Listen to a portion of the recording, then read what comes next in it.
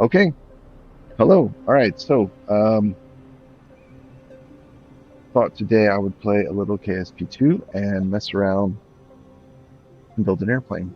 This is gonna be a starter plane, so I'm only going to be using the kind of the first, well, the first aircraft pieces you get when you unlock them in research.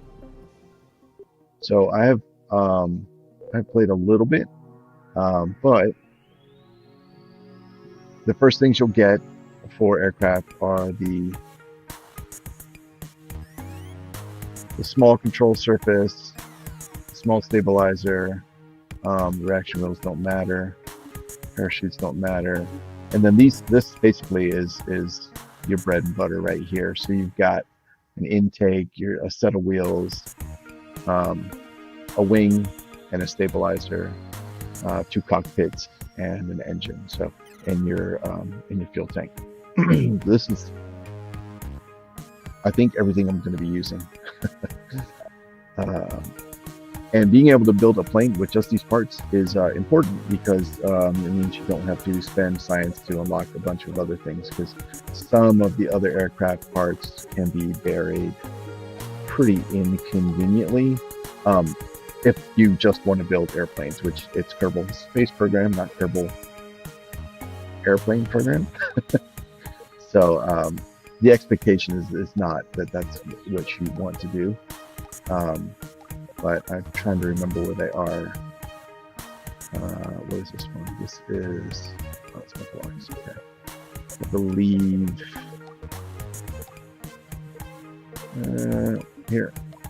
here we go. So yeah, so the next set of, like, if you want like the SR-71 style parts and the like the jets with afterburners, you've got to get all the way up to tier 2 and down here, which can, if you can see these science prices are much higher. So anything you can build using just parts from down here is a win, especially in the early game. So that's where I'm coming from. So I'm going to jump into the VAB.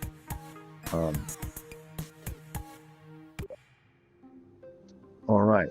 So first thing I want to do is drop in a cockpit. Now, I think a lot of people like this one because it kind of looks like a fighter jet.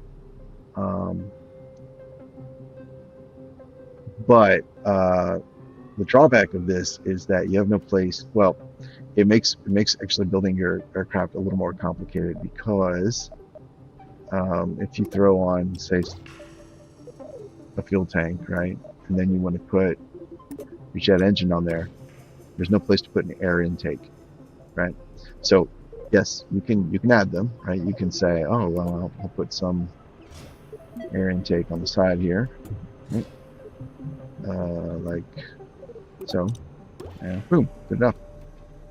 Okay, that means maybe you need to put your engines here, and right, maybe a third one here. Okay, but it still it means now you've got to do this, right? This is a little more complicated.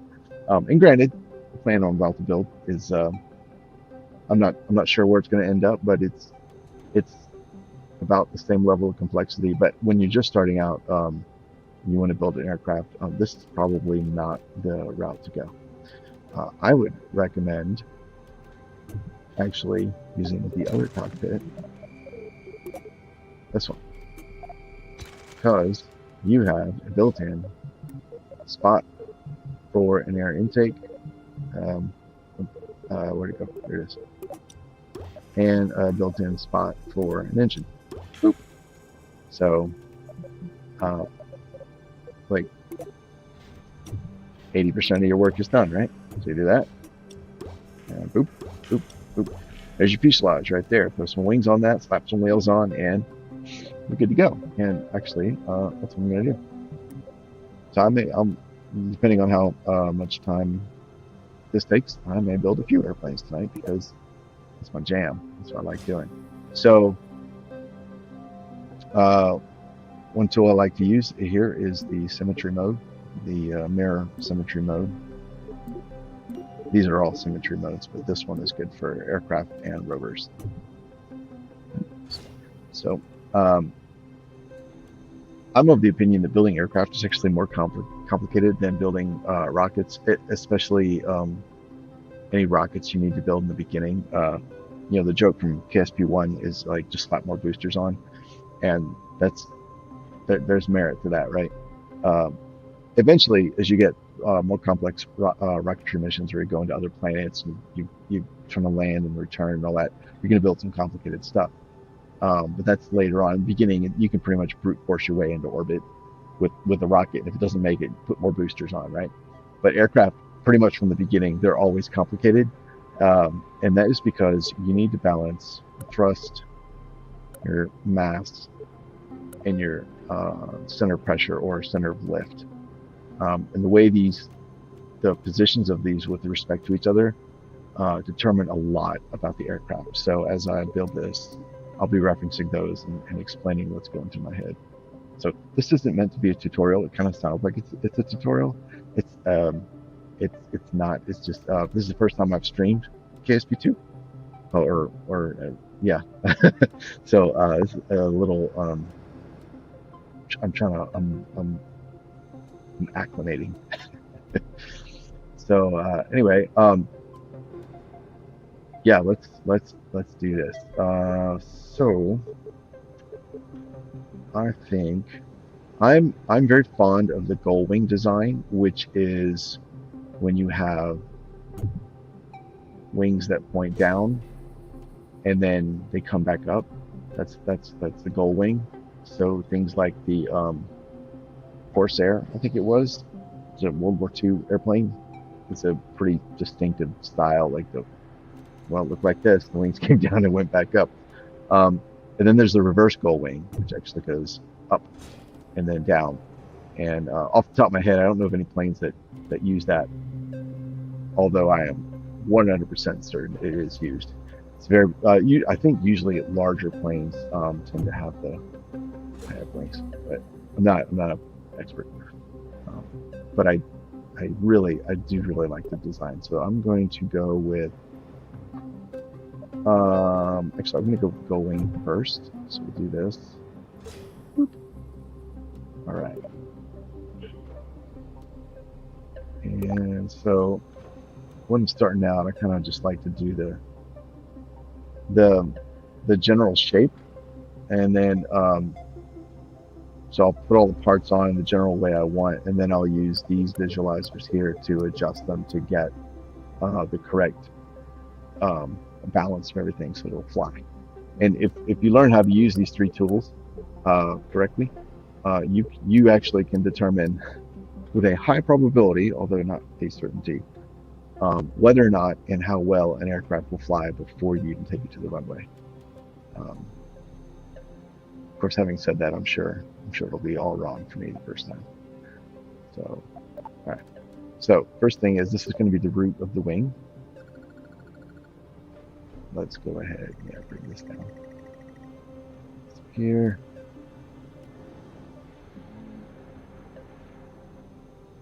Do a little more. I'm probably going to recess these into the fuselage a bit.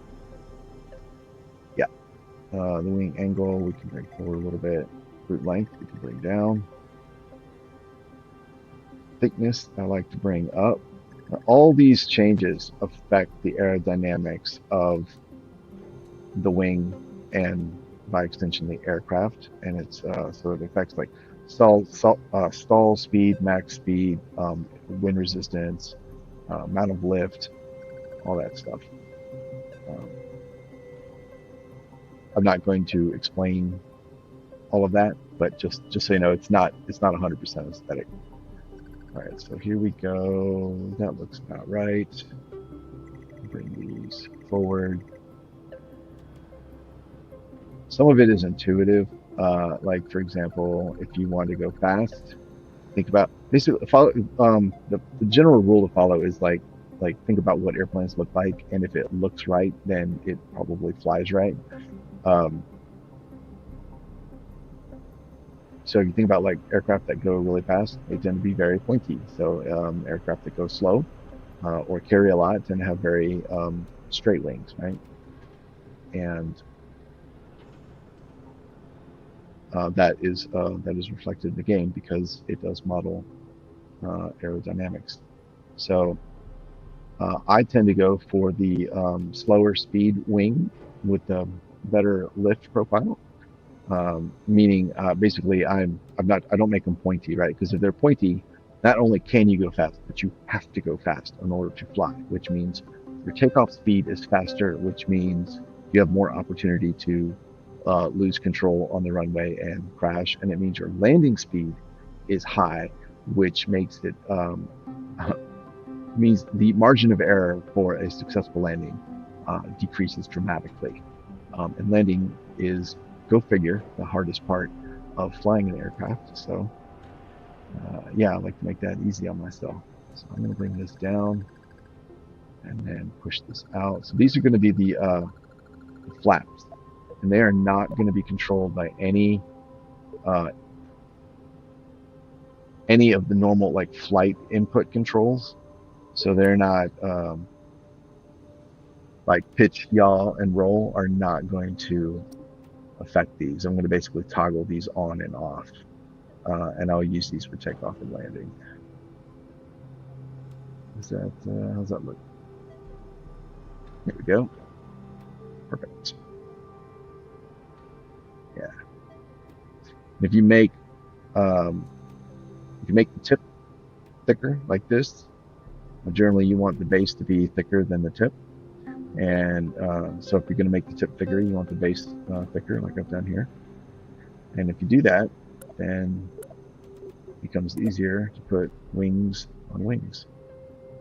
And I got to make sure the wing is right set up. If it does that, it's going to be upside down. So the lifting direction is downward. So I want to see the color. So the lifting direction is upward. All right.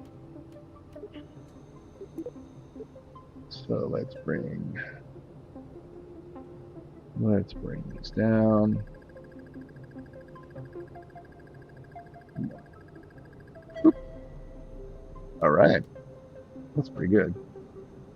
Can bring the thickness up a little bit.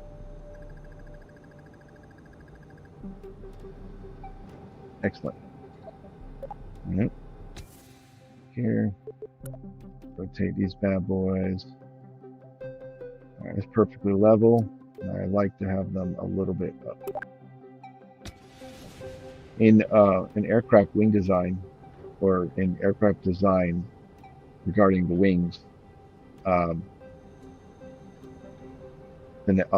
crap, the term always escapes my brain. It's not anodyne, it is anhedral.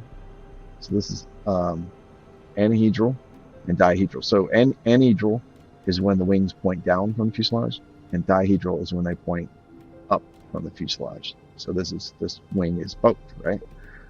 And when you put your wings on, anhedral wings, like say if the whole wing was anhedral, these decrease the stability of the aircraft, which make it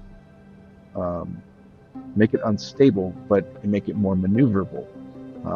So if you have a really large aircraft, think about like you see like a C-130, a very large aircraft, they have the big wings, the massive wings, they actually slope down slightly. And that is because those things are such a beast that they're hard to maneuver anyways. So you make the wings anhedral, and you get a little bit of a maneuverability bump there, right? If you make them dihedral like this, it increases the stability, right? So you'll see this on the smaller planes. The wings will be upward slightly. And then if you mix and match like this, you get a little bit of both. There are other factors like whether or not your center of lift here is above or below your center of mass, right? And then forward and backward also matters, but in terms of like stability, if your center of lift is below the center of mass, then you think of it as like you're balancing a ball on a top of a point. It's unstable, right? So it means the craft is more maneuverable, right? And if you put the center of lift above the center of mass, then it's more stable. So that's something to think about. like I said, the forward and back matters as well, but I'll get to that later. It's not important right now. Right now, I'm building with the ruler cool. So I'm just going to make something that I like visually. Yeah, it works. There we go.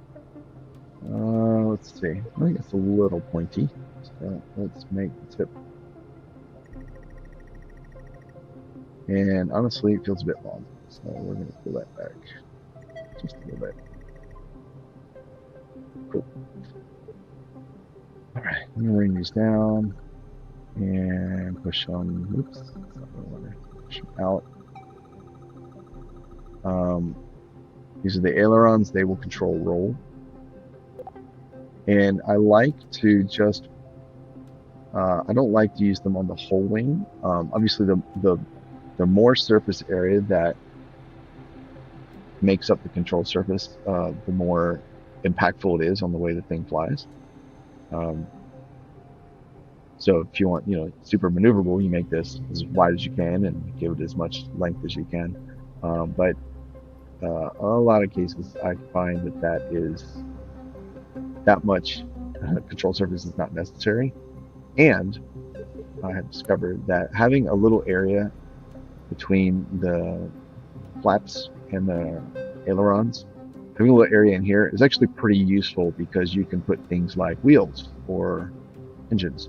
If you didn't have an engine here, you could make an engine pod out here, which is actually something I plan to do on the next plane. So got that. Let's put some elevators on here. Not like that. What's going on here? There we go. All right. And then the anhedral and dihedral effects of the wing, also apply to the tail.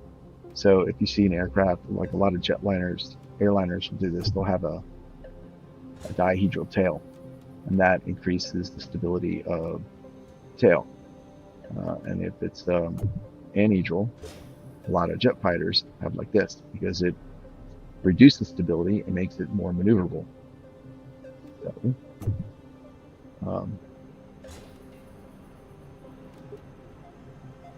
yeah, that's fine. All right. Let's bring them down a little bit. These are control surfaces, which means the entire thing will turn, which actually gives you a lot of maneuverability. If you were just put another wing back here, you'd only get the little flap. And I find that no matter how big that flap goes, you can make it all the way up to like 50% here. It's just not enough. So I go with the control surface, but that actually means you can go with a pretty small control surface, which means the span comes down there. That's what I'm looking for. Like that, and like that. Honestly, that's actually bigger than it needs to be. But it's fine. Okay. That's a nice little plane. And then I want a rudder. Oh, that's why this wasn't snapping. Oh, okay. Oh, there we go. Do that. Okay. All right, the rudder. Put here. Boop. Perfect. And this thing can come way down as well. All right, down here. Got that one. Tip length. There we go. That's pretty good.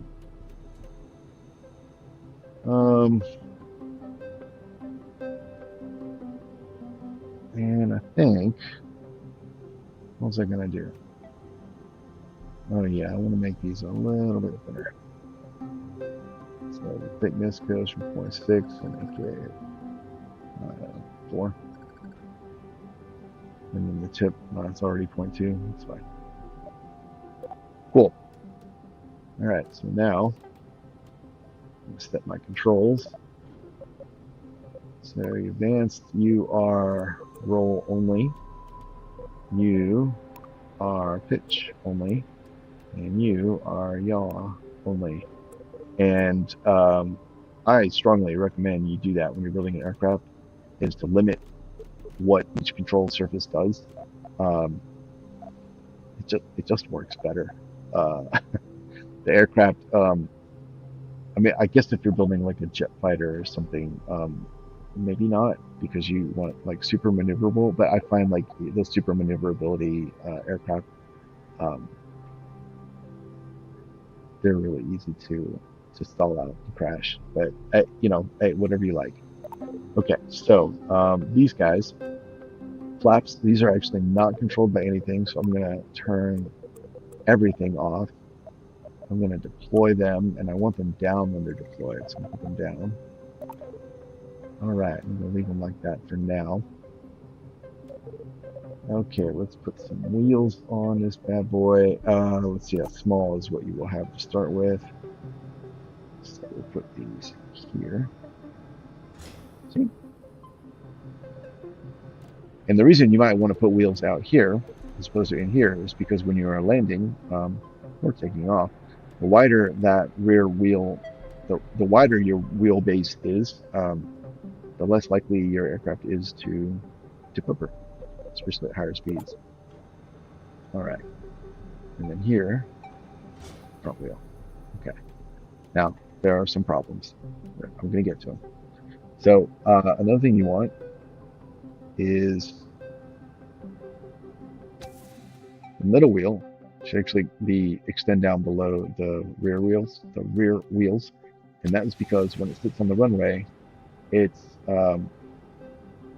your takeoff and your landing is a lot easier if your aircraft is pointing up slightly. If your wings have a positive angle of attack, so they're not neutral, they're not like just level. So we'll get to that. Let's do that now. There's always a lot of tweaking involved. And it's one of the reasons I like building aircraft. All right. Oops. Not there yet. That's fine. So this is a challenge when you build with the gull wing that comes down and you put the wheels out here, is they're almost guaranteed, especially if this is an extreme drop or if it's an extreme angle, which what I have is kind of severe. And the length is long enough, you're going to get a connection point that's below the bottom of the fuselage. So you can sort of cause problems for yourself, but they're all fixable. All right, so at this point, I have the general design. So now let's look at center of mass is right there. Center of lift. So in order for this thing to fly well, you generally want your center of lift to be slightly behind your center of mass. So the easiest way to do that is to move the wings back. And that will also affect your center of mass slightly, but not the same amount. So you usually have to tinker with it. So this is actually, I've seen planes like this. This is far too much. You want it here. So the center here is behind this center there, and it's really close. That is good. The reason you don't want something like this is because the center of mass this far ahead of the center of lift. When you go to take off, as you build up speed, the lift will as you increase your speed, lift will increase, which means the upward force at this point becomes greater.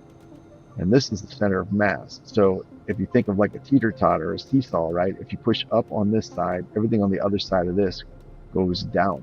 So as you increase your speed and the lift increases, this area behind the center of mass goes up. The nose actually starts to carry more weight as it's pushed down into the ground, which puts more pressure on this front wheel. So if you're going really fast and there's a bump or something on the terrain, it's going to make your it's going to deflect your path a lot more severely and it'll cause your aircraft to like wobble and start to crash, basically cause you to crash. Um, so you want to put it here. Now, you can say, oh, well, then this would be better, right? Put the center of lift in front of the center of mass, and then that won't happen at all. And you would be right about that. However, if you put it ahead, what happens is, yes, that's the taking off is no longer a problem. Set aside this, right? But what happens is once you're in the air, because the center of lift is so far ahead of the center of mass, your aircraft will tend to pitch up, which means it will tend to stall. And that means it's not going fast enough to fly, and then it'll head up and then fall. So you don't usually want that. There are exceptions. Anyway, so there we go. That is a good spot. This is a good way to check with this view here. All right, looks good. All right, now when you position the rear wheels, you want these. They need to be behind the center of mass. Otherwise, when you go to the runway, your aircraft will roll back on its ass. So that would be no good, right? Because it's in front. However, you don't want them like way back here, because this means now the fulcrum is the wheel. When you go to take off, even though your center of pressure is here for lift and your center of mass is here pushing down, when you go to take off, because the distance between the wheel and the center of mass is so great, you need basically the effective, you can think of it as downward force of the mass is multiplied by the length, the distance here. So you don't need to know the numbers. It's just that the more distance here, effectively the heavier the plane is, right, for this purpose. So if you bring this here, this distance is much shorter than that distance, which means it takes less lift to take off, which means you can take off at a lower speed. And the lower speed you can take off at means, again, the less pressure on your wheels, which means the less likely you are to wobble and then flip and roll if your front wheel hits something. So okay, we're still not level. That's okay. I'll get it. So that I want my wheels a little more forward. All right. Oh, that looks good. Cool. That looks like a plane, so it should fly like a plane. So. All right. So one thing I like to do when I find myself in the situation where pretty much lift and mass are balanced out, wheels are positioned correctly, but I still usually because I have a gull wing here, the back wheels are too low. I'll just slap an extra fuel tank on, like so. I'll get a fuel tank. Put some end caps. So now the parts that you would have when you're building with this, you will only have this. So I'm going to use that one. Put it on both ends. And then put snapping on. We'll put this right here, and then we'll put this right there. There we go. Now this serves as ballast, and it gives it, and I think it gives it a cool little, the little bulge kind of looks cool, really, no matter where it is on the plane. So I'm all right with that. It brings the center of mass forward, which is a problem. Whoops, that's okay. So here, bring this back a little bit. Actually, I needed it up here to put the wheels on, didn't I? So this is a balancing act, right? Okay, so now I've got the front wheel is lower than the rear wheels. So if I look at the line down here, so that's good. So this is the thing about, this is why I say building aircraft is a much more complex than building rockets. Especially in the, how do I put this? The complexity of building aircraft, let me try it a third time. Building aircraft is complex. And that complexity kind of stays constant throughout the entire game, regardless of what parts you unlock. You're always having to balance like the position of your gear, the position of these three forces, um, your amount of fuel you have, where your pieces and parts go, your intakes, your engines. Make sure you have enough air intake for your engines, big enough control surfaces, all that. You always have to do that no matter what aircraft you build, no matter what parts you're using. So they're complex, but that complexity doesn't really change throughout the game. Rockets, on the other hand, when you're playing, when you start out, the complexity of the rockets is very low. So in the beginning of the game, building an aircraft is a lot harder than building a rocket because the rocket's just like fuel tank, nose cone, engine, launch, right? That's all it is. It's like, oh, it didn't have enough fuel, add another fuel tank. You know, like, oh, now it doesn't have enough thrust, slap boosters on. Oh, you're pretty much done, right? It's that easy. Um, oh, you're trying to get to orbit. All right, make it 2 stages, right? So it's really really easy. In the later game, when you start building rockets, where you're like, well, I need to build a lander, right? So I need a rocket that can carry a lander that's multi-stage, can get to other planets and all that. That's a lot more complicated. That's very complicated, right? And especially like if you want a return mission, like it needs to land and then come back, extremely complicated.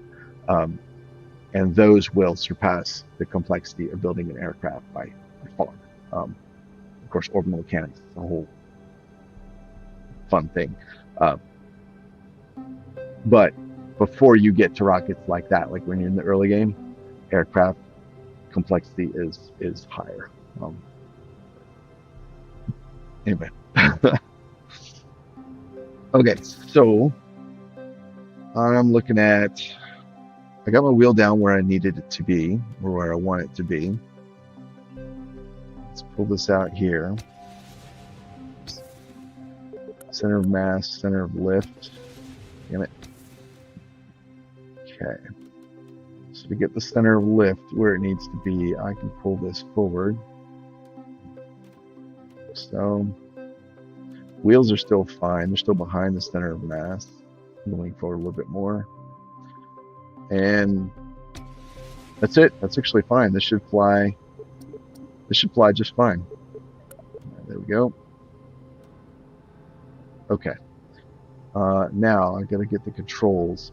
So I've got roll, pitch, and yaw. They will work by default.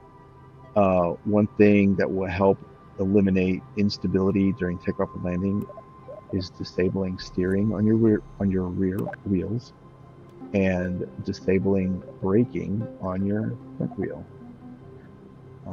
And then another thing I like to do is adjust the suspension. So dampener is how much it slows down, how much it resists going down, which is what happens when you hit the ground. And then spring strength is how much it pushes back, like after it's done going down, and to go back to the normal spot. And this can affect a lot of times, like if you land with too much downward velocity, you can hit the ground and then bounce back up. And this is what affects that bounce back up part. So on the front, I like to drop this down to around 20 or 30 or so. Dampener, I'll leave at 1. On the rear,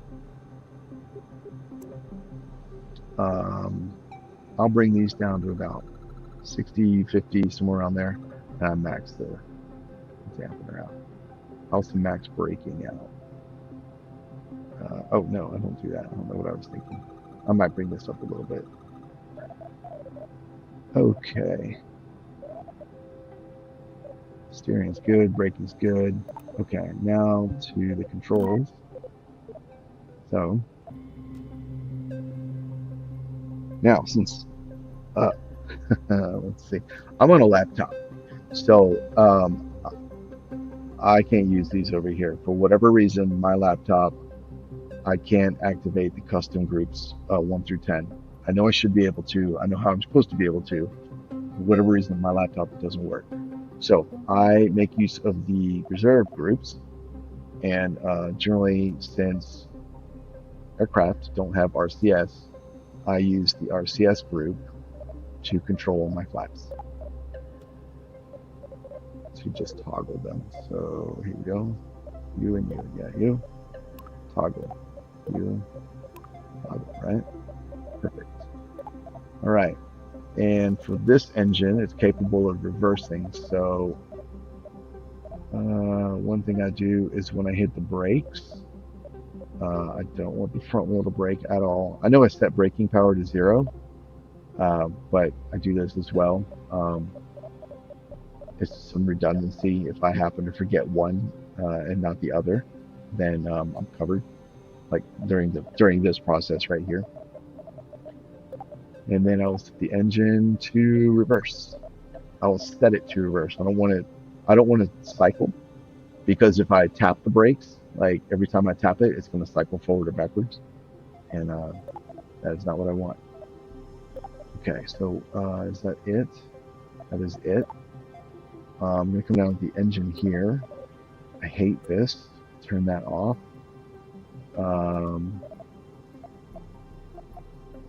That is that. All right, so let's name this thing. I will call it. I have incredibly creative names.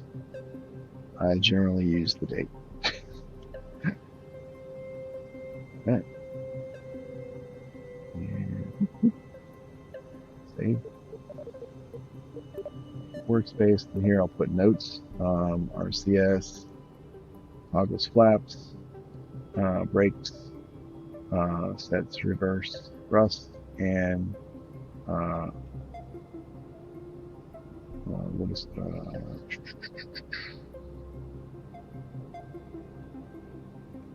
retract flaps. And I'm not sure I did that, so I need to go back and do that. So here we go. Brakes. So when you're flying, when you put your flaps down to come into land, the flaps cause your they change the lift profile of your wings, right? And they cause the wings to generate more lift, which is useful because it means more lift means you can fly slower without falling out of the sky. So it's very handy for landing. However, once your wheels are on the ground, you want to do the exact opposite, because at that point you want to take as much lift out of the wings as possible so that the aircraft doesn't bounce like back into the air, right? So adjusting the springiness of the suspension is one way to address that. And the other way is to do this, where you have your flaps. As soon as you hit the brakes, make those flaps automatically retract. So that is what I'm going to do here. And I will specifically set them to retract, not toggle, because again, if I'm tapping the brakes, I don't want them going down and coming back up again. The first time I hit it, retract, because if I'm hitting the brakes, then I believe that I'm on the ground and I probably want to stay there. So, all right, and I have the RCS hotkey that will allow me to toggle the flaps down again if I need to. All right, so let's save that. Boop. All right, let's go fly it.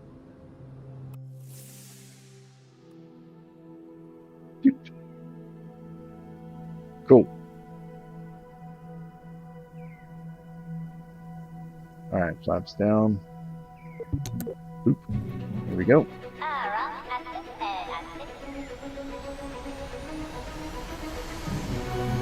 For design like this, and when it's well balanced and you've got a good angle of attack, you can expect to be able to rotate and lift off around 50 meters a second.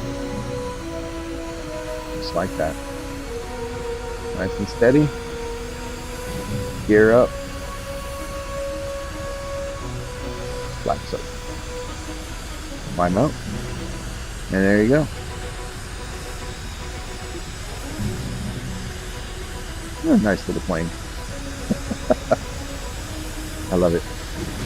Throttle them back.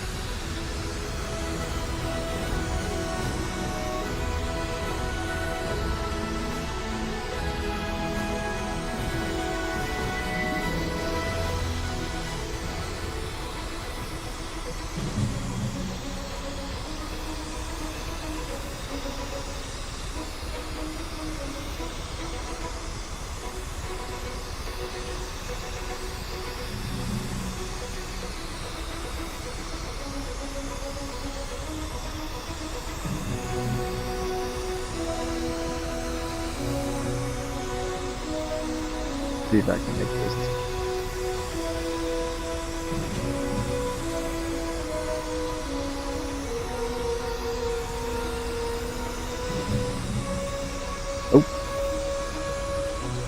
Oh, oh, well.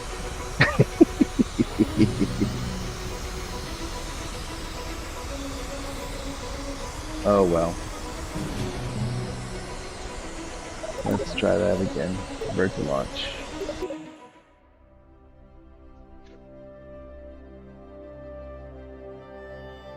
This time I'll just do a go around and come back and land. Oh man. Alright, let's go.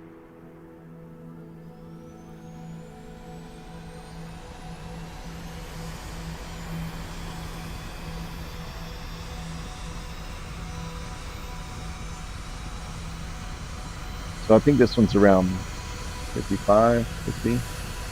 Come on. Oh, there we go. Gear up. Laps up. Alright, climb out. We're good.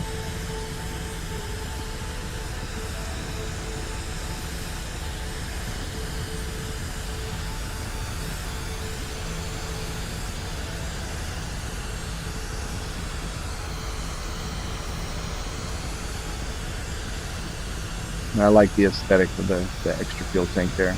It looks cool.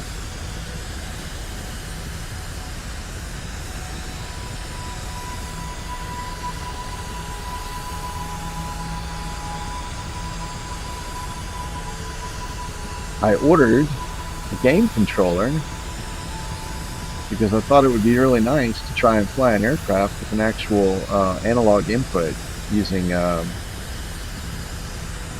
joystick for the flight controls. I ordered it 2 weeks ago, and apparently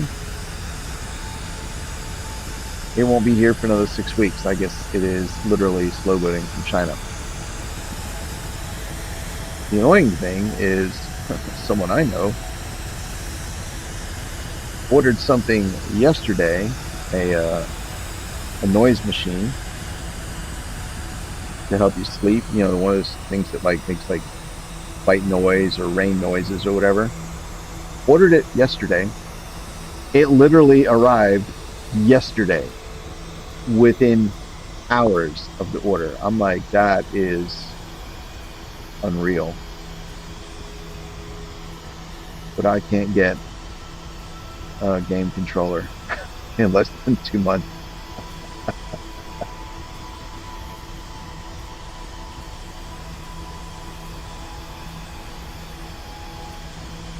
All right. Here we go. We get a nice stable approach.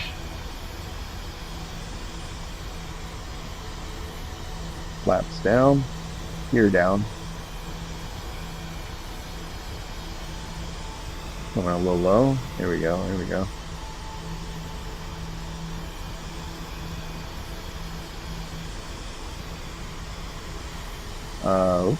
Whoops. There we go.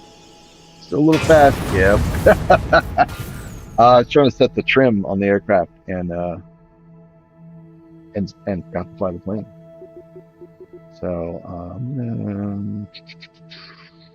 try one more time.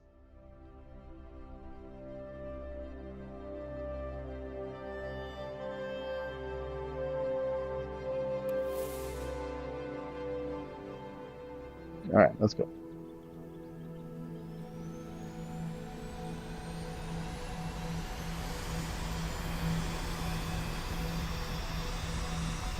Well, it's interesting. It's out of air. I've never seen that. I don't usually see that intake run out of air. Oh, we need to rotate. There we go. Gear up. Flaps up. Climb out. All right, we're good.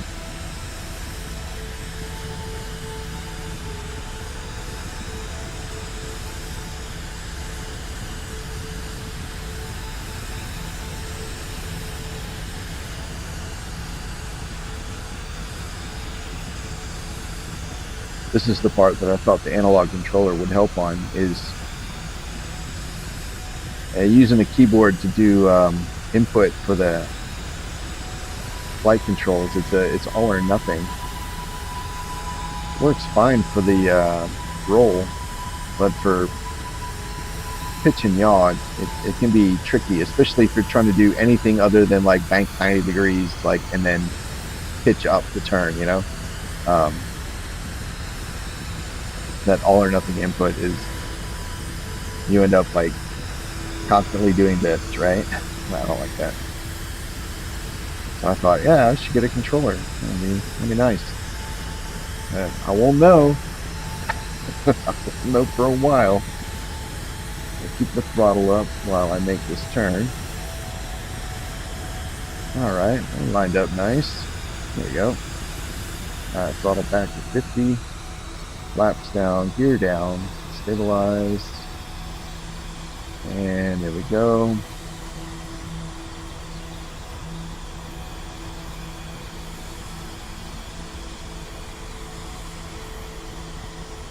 Now we're a little off. All right, throttle back more. All the way.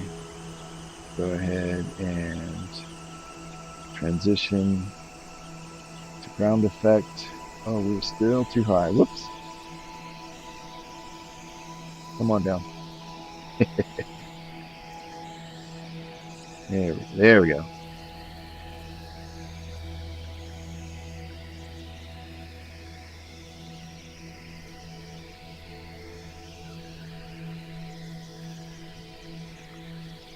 And if the brakes want to work, that would be super nice. All right. All right. Put the throttle up since the engine has supposedly been put in reverse. I don't think it's putting any thrust out, but any day now.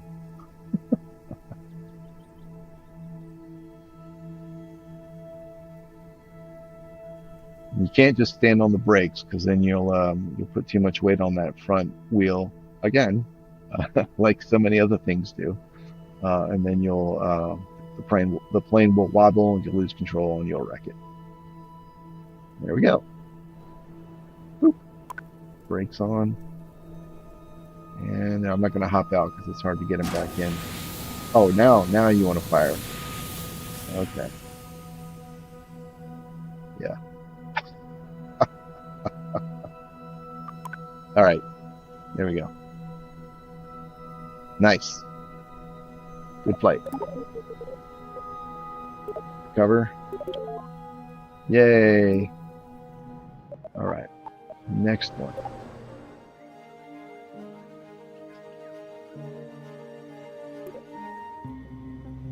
Cool. So that's it.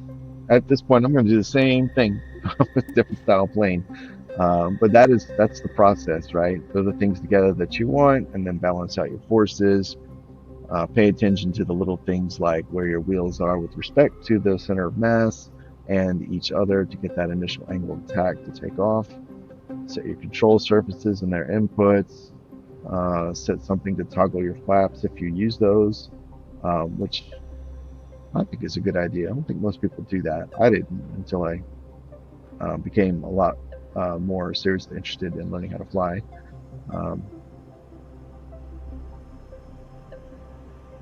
There was something else I forgot, but anyway, yeah, that's pretty much what I do. So I am going to, let's see. I built like biplanes and like little general aviation style aircraft with these parts. I really like it. All right, let's do. Oh, that's too much.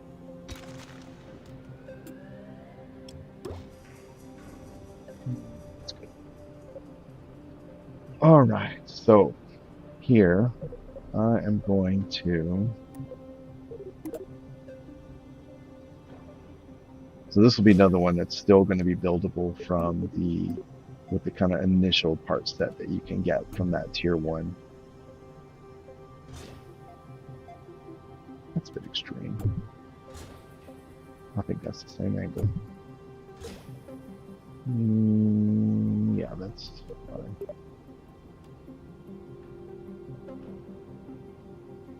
All right, span. We're gonna bring these down to here. And go center them up. Length. That's a good amount. Oops, wrong button. Tip length. Yeah, that's good. Bring that angle up a little more. Go. All right, root thickness.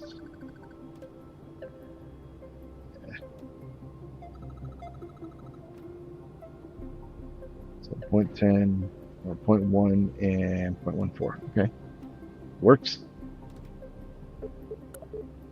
Let's slide these.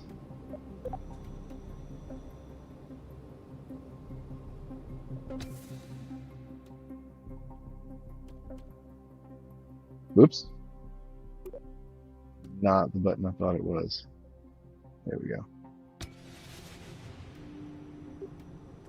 Perfect. Let's get the flaps out of the fuselage. Make them a little narrower. And then position them outward a little bit. There we go. Cool. That. All right. Next set of wings. Oh. Snap on.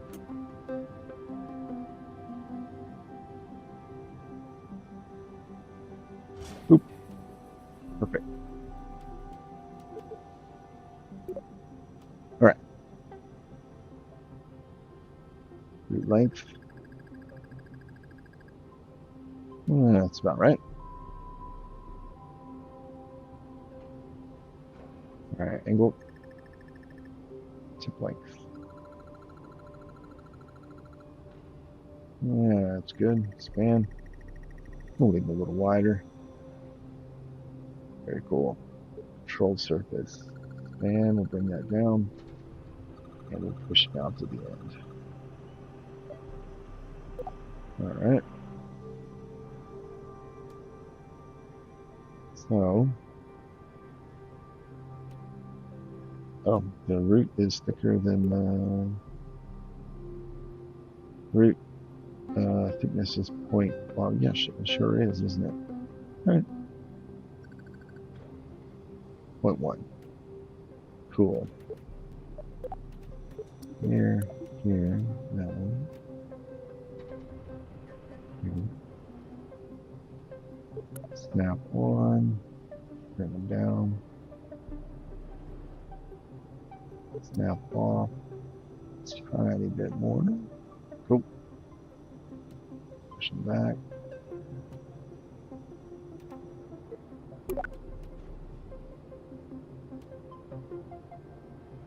All right. Forward. All right. We need to make these a little thinner. There we go. Fine. A little more. This is a challenge when you have an extreme angle in the wing, is getting the segments to join without having some weird looking seam.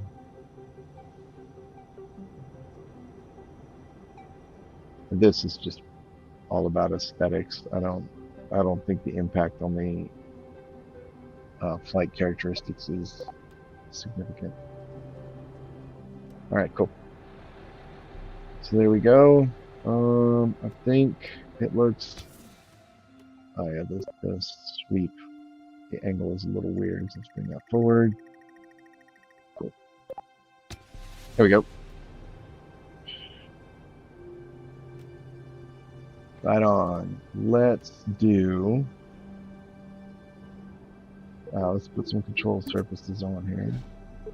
Snap on. We'll put these down to make it a little more maneuverable. Actually, no, let's keep them up. Keep them up, and then we'll put another one on top to be the rudder. All right, these guys down. tip length, and then the span right down there. Nice and small. Well, that's bad boy. Bring him down. So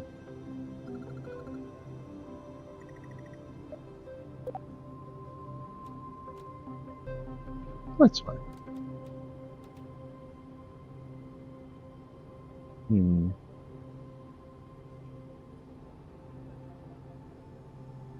Looks like a bird. Cool. All right, now, do I want the engines under the wing, or do I want them on the sides and the back? I think put them on the wing. I like that look. So let's get some more wings.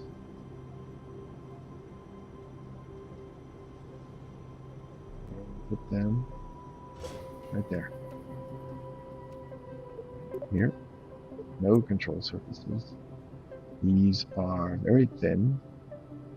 We'll bring this down to 0.1. Tip.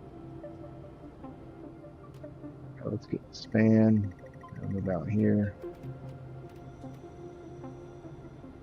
Length.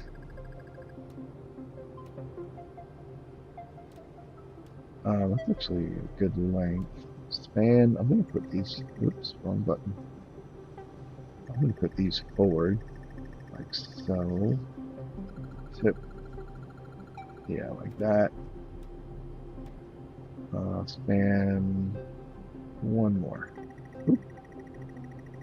It's a bit twitchy to adjust. No, that's too much. Let's bring it back. Oop. All right. Why does that look weird?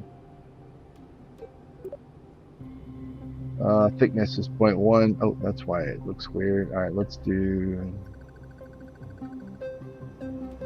There we go. Okay.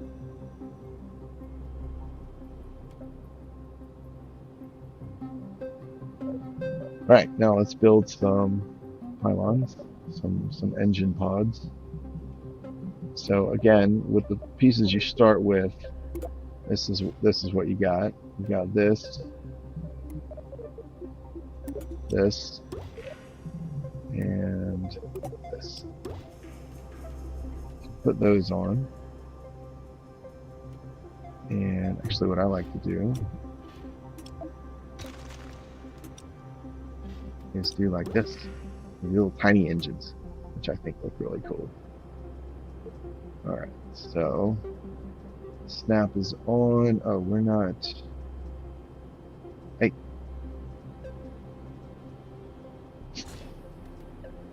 Oh, I didn't have mirroring on. Okay, hang on.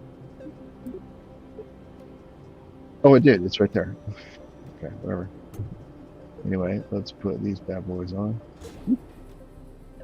Cool. Alright, let's position these.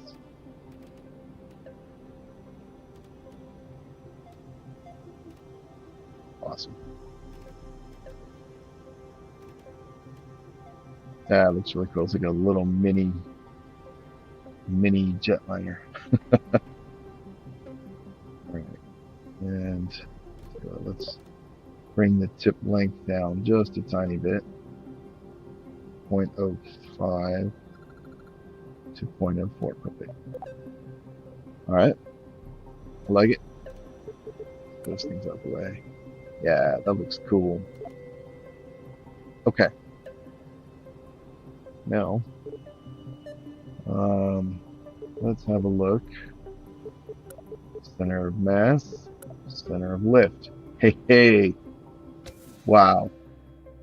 Nice. No adjustments necessary. Honestly, that's probably a first for me. That's cool. All right. Let's put some wheels in this bad boy. Okay, again, these things. We'll put, just turn the snap on here. Now,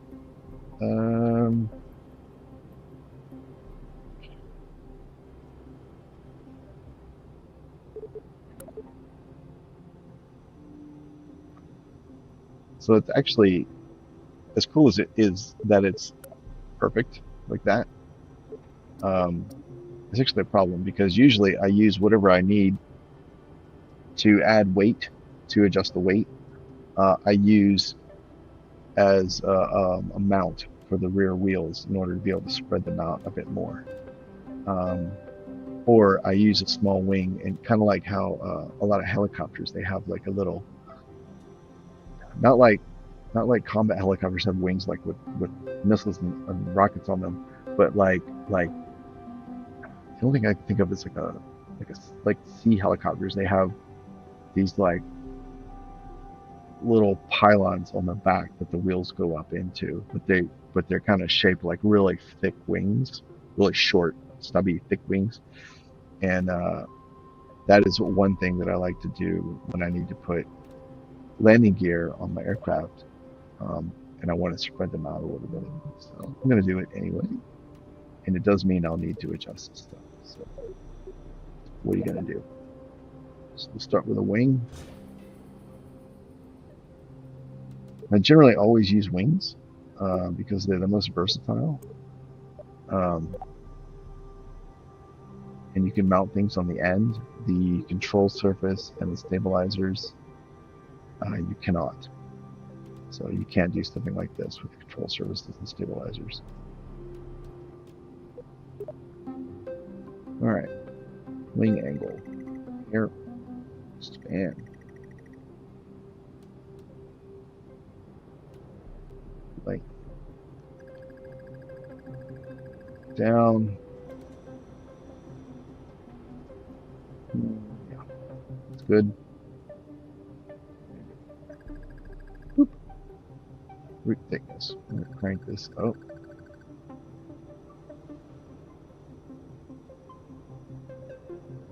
That's fine. Tip. Also going to crank up the ground. That's going to be too much. Tip length. There we go. And then we need a wheel. Put on the end.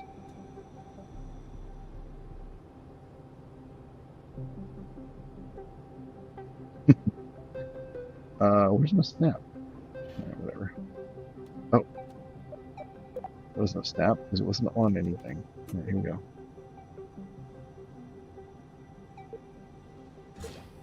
There we go. Just move it around. There. Perfect. We'll bring it up a little bit. Yeah. Very nice. And the whole thing, bring down. Now here. And in. To there. Actually, I'm going to bring it in a bit more. A bit more. And let's make tip a little bit better. There we go. These we can slide back. Cool. All right, now. Wrong button. Center of mass, center of lift. Center of lift is moved back because these little things do generate a little bit of lift. But there's no way around that. So I can move this forward, which will bring the center of lift forward as well. And I need the wheels to come forward anyway, so they get them closer to the center of mass. Okay, so this is pretty good.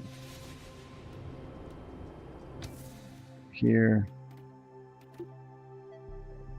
so a little more forward. And the closer that a wing is to the center of lift, the less impact it has on the position of the center of lift. So When it's really close to the center, you can move it a lot more without this moving very much. But if it's way back here, this will move a lot, and that's because of the leverage. The impact on the lift actually is affected by the distance from the center of mass. Okay, this looks great. Wheels are good with the center of lift. I'm sorry, with the center of mass. The center of lift is good with the center of mass. The center wheel is lower than the rear wheels. That is good. The engine exhaust is clear of the elevators. That is good. Not so important on this aircraft because they're so far in front and these don't have afterburners. But if I were to swap these out for afterburning jets or just more powerful jets, that would be something to be concerned about. Because of this area here, I've got room for the jets, also with this pylon, so I don't have to worry about the flaps or ailerons getting burned off. So overall, that's pretty good. I think this is going to work. Let's rotate this so it just looks a little nicer. So that little bump down there is kind of weird. So I'll just put it like that. There we go. Cool. All right, so actually something I thought of earlier in the other plane and then forgot to do it, is I want to come over here and turn off torque and empty it of monopropellant. That actually can impact your center of mass. So you want to make sure you do that before you make all these adjustments. This is fine, didn't affect it that much. All right, input controls, roll, here, nothing, we'll deploy it, put it down, this is pitch, this is yaw, not invert, that's not what I want to do. All right, wheels, no steering, maximum brake, suspension, reduce the spring, increase the dampener, front wheel, yes steering, no braking. We will reduce the spring a lot, and the dampener is fine. Okay. Action groups. We need RCS to toggle the flaps. So we'll toggle that. Go away. You toggle. Cool. All right. We want the brakes not to trigger the front wheel. We want the flaps retracted. Yep. Oh no, what am I thinking? No. I used to do that. I don't do that anymore. I want only the rear wheels and I want the engine set to reverse mode. That is what I want. So on the brakes. Oh, right. No, I do. I want this retracted. Here we go. Cool. Okay, so we've got RCS toggles the flaps. Great. Brakes retracts the flaps, sets the engines to reverse, and of course does the brakes. That is correct. That is it, I believe. And then I forgot this last time on the other plane, torque and empty the monopropellant. Cool. All right, let's save this bad boy. What are we gonna call you? We will call you. What's the plane I just made? Where'd it go? There he is. All right, this one. Plane 418 2024 1145. That one, and then here, RCS toggles, flaps, brakes, set, reverse, thrust, retract, flaps, and I'm going to estimate rotate is probably around 55 meters per second.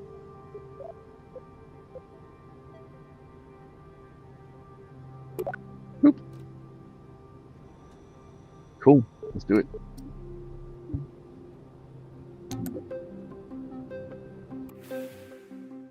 Oh, it's not time. Drat. All right.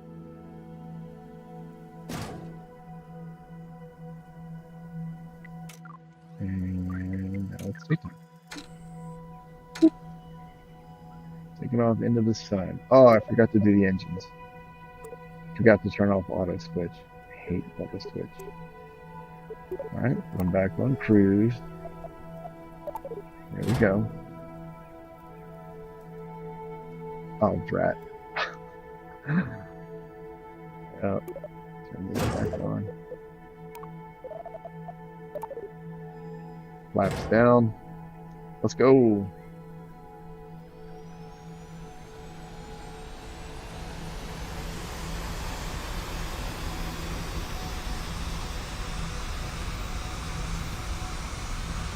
Fifty-five, rotate. Oh yeah.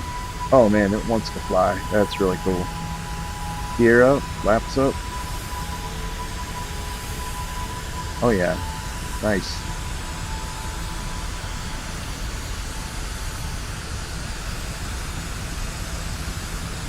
I love it.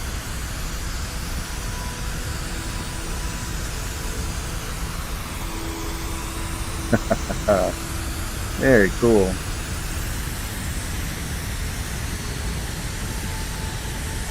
All right. Let's see. Oh, the green flash.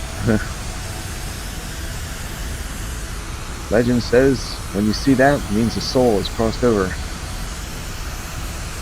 Pirate legend.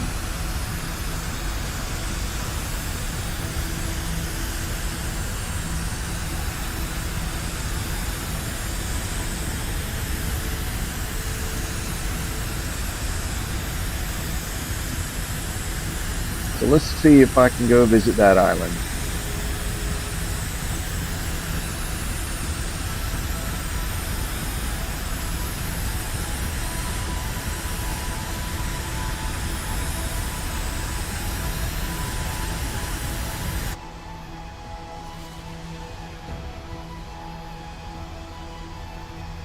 Well, there's no clouds.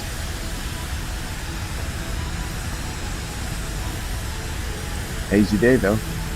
All right, let's throttle back. Set up an approach.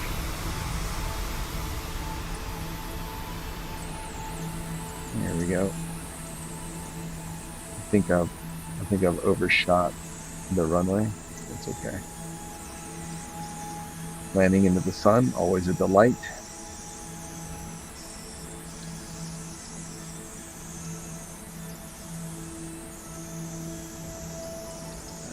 Whoops, wrong button. There we go.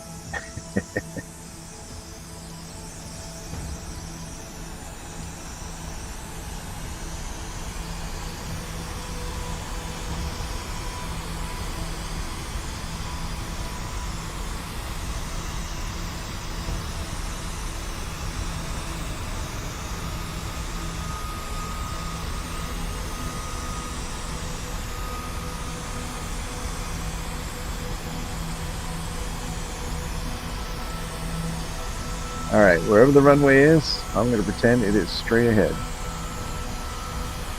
I'm going to throttle back.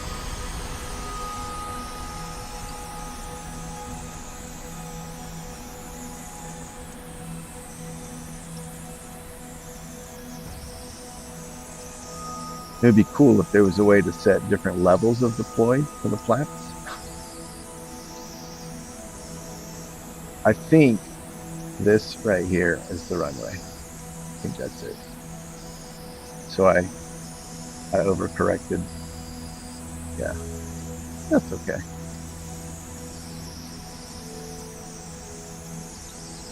There's nobody there to judge me, so it's okay.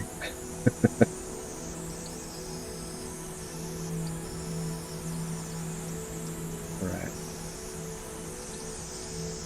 Coming in at 218. That's pretty fast. You got two engines, so I guess that's to be expected. Flaps down. Gear down. Go ahead and throttle back some more. Bleed off a lot of that speed.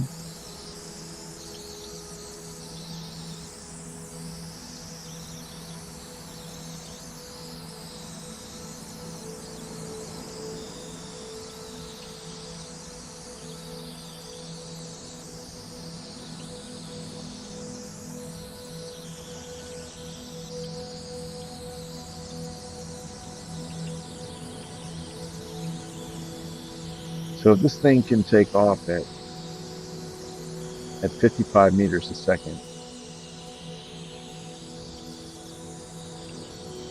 then that means I would like to land at around the same speed. So I'm kind of porpoising here, trying to bleed off speed. The greater the attack angle, the more speed I lose. But if the angle gets up too high, then I'll actually start to climb, and I don't want to do that. So I'm trying to kind of porpoise up and down, right? All right. We're at 92. 80. And of course, when you point the nose down, you speed up. So you got to nose down to ensure you're going the right direction, and then nose up so you can catch the air and slow down. It's tricky. There we go. Let's bring it a little. We can at least pretend to try for the runway. All right, you just broke below 80. Nose up a little bit.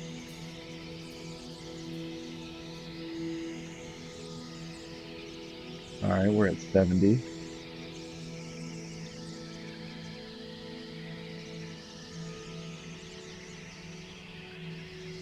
Come on, keep the nose up, keep the speed up.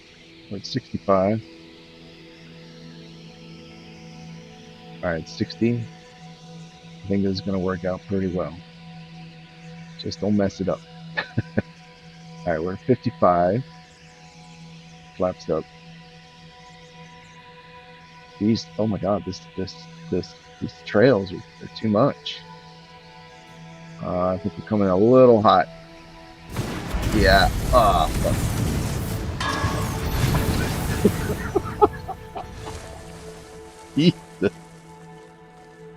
Yeah, that lip right before the runway, that'll get you. If you're coming in low, it's tricky because if you're coming in too low below the runway, you need to accelerate to get back upward, but you're already heading downwards, so there's a delay. Yeah, you saw what happened. Let's go back to launch.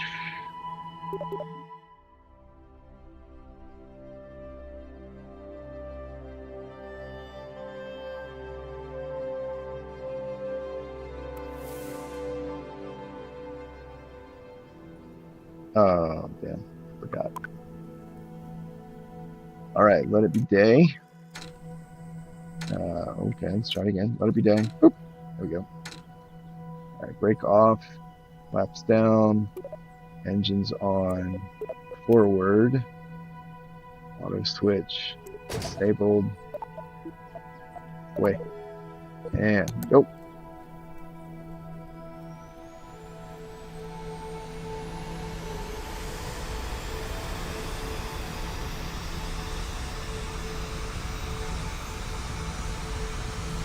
And rotate up. Oh, too much. Whoa, shit. Oh, that's not good. We don't need to play that one out. Let's try it again. This is a result of the fact that I like the control surfaces for the elevators, because they give you a lot of pitch authority. Too much, if you're, yeah, literally too much. But I like it because the wings, I feel like the wings don't give you enough.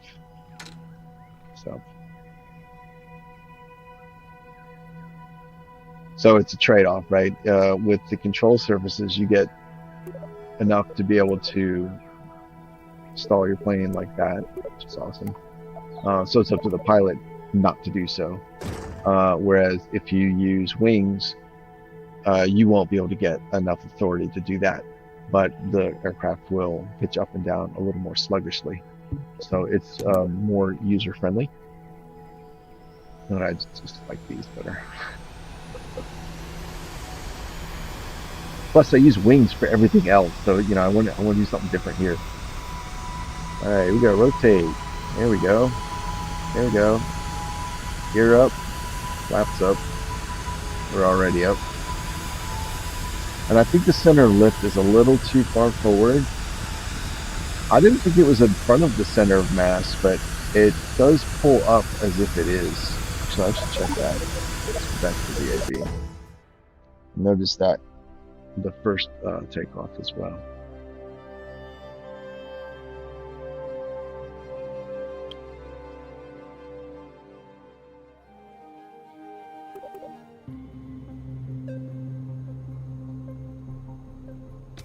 All right, center of mass, center of lift. Nope. Interesting. Center of thrust is below. Oh, that's what it is. Center. Yeah. So I forgot about that. Well, I forgot to think about that. So I have two engines, and this is a very small plane that literally doesn't need to. With the center of thrust below the center of mass, and with so much thrust, it's going to cause the aircraft to pitch up. So I said a while ago that there are some times when you may want to have your center of lift ahead in front of the center of mass. I was like, but that's an edge case. I'm not going to get into it. This is literally this case. So, oh, no. Actually, no. I was thinking the edge case is when your center of thrust is above the center of mass. That'll cause the aircraft to pitch down, which means you may want the lift in front of the center of mass to counteract that. That is not the case that's going on here. This is pitching up because of the position of the thrust. So to counteract that, I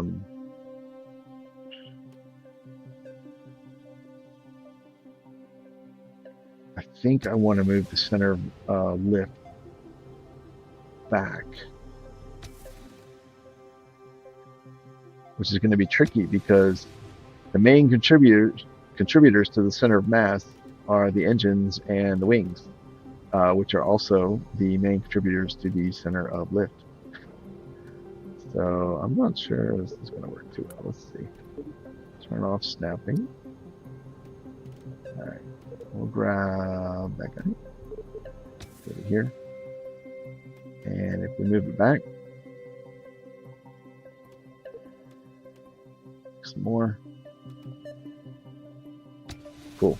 And we can get rid of these. They're helpful indicators, but they do make it hard to see. All right, and this one we can move back a little bit as well. That is a lot. Let's see what happens.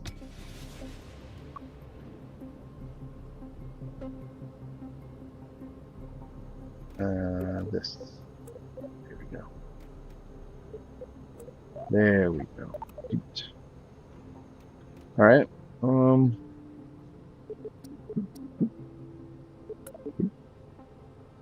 right. Yeah. And just for grins. Here we go. Oh, purple. I wanted blue. I wanted a more bluey blue. There we go. What goes well with blue? I think yellow does, right?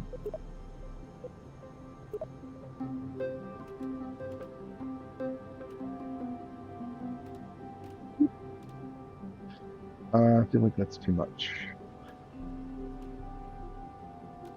Hmm.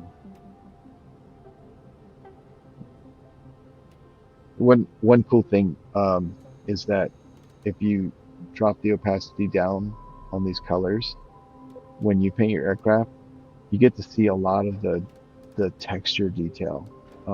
It gets lost if you just fully paint solid. See like these rivets here?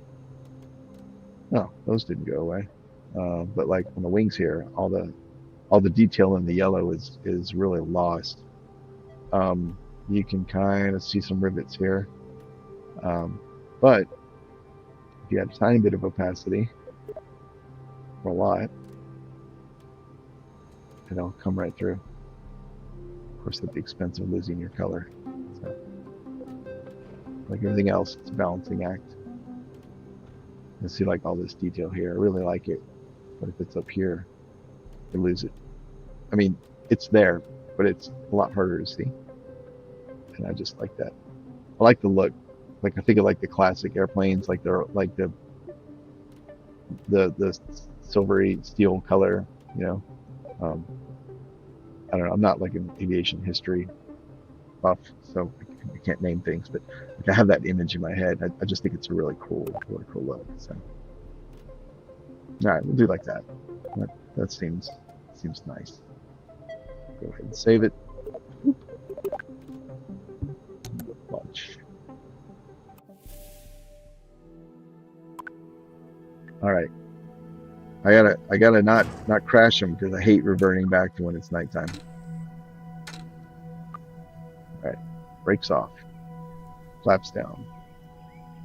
Engines on cruise or go forward. Let's go.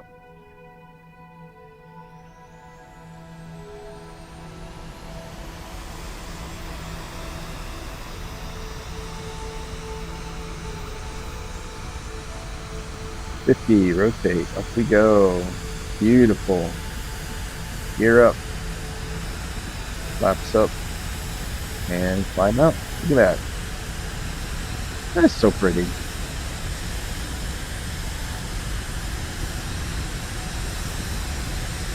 I say that not out of ego, but out of the fact that this seems a little loud. I don't think it was that loud when I started. So I say it's so pretty because it's by way of compliment to the artists in the game. It's really easy to make a pretty plane when everything you have to work with is pretty, like all the parts, the textures, the colors. Um, you can slap anything together and it's going to look good. So that's a testament to their skill. This is sweet. You know, light reflecting off the water. This is a beautiful game. All right, let's go ahead and land this guy. It's the tower. Hi, tower. What a cute little plane.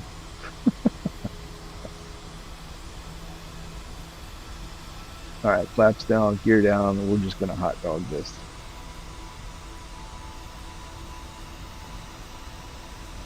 Throttle back. Oh, we're already throttled back. That works out well. All right, oh, the green flash. Another soul is crossed over.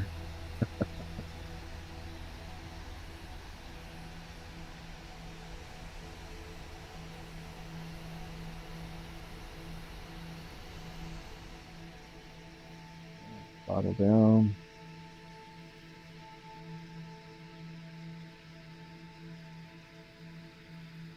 There we go. 54. Perfect. I mean, you know.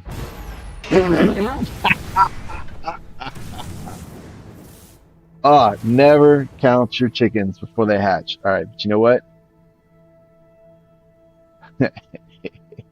Oh no, he's trapped. I was gonna say anything he can walk away from, but he's literally trapped in there.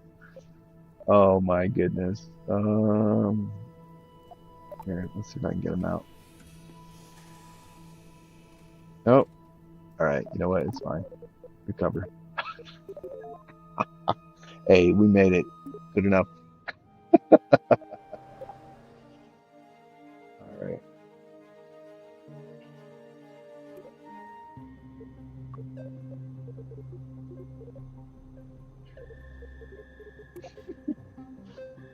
It's too good.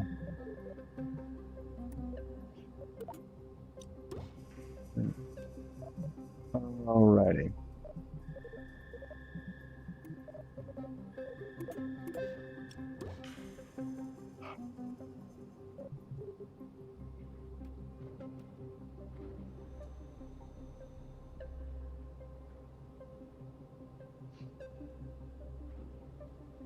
I can make something, yeah, something weird.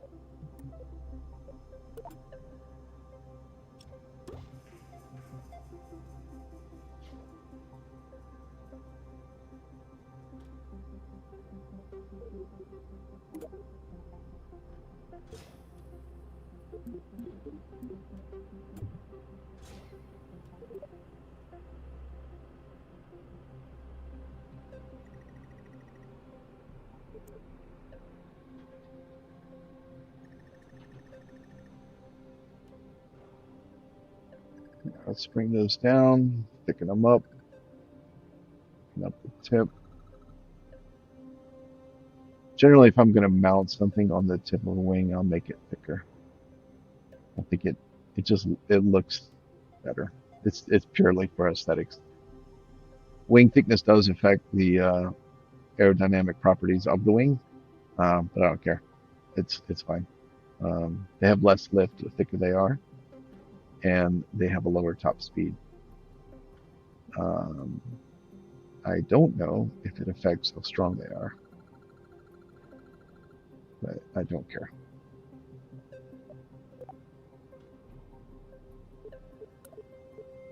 All right, let's bring this in. Oop, how do I turn that off? There we go. And let's try. You know what? Okay, I did starter airplanes. I think I did two starter airplanes. I think I'm gonna play with. Let's do the XR-71 style, SR-71 style airplane, and we'll put people in it. Oh, I forgot about this cockpit. I like that one. Now, I don't think I have all the parts unlocked for this. I do have fuel tanks. That's useful.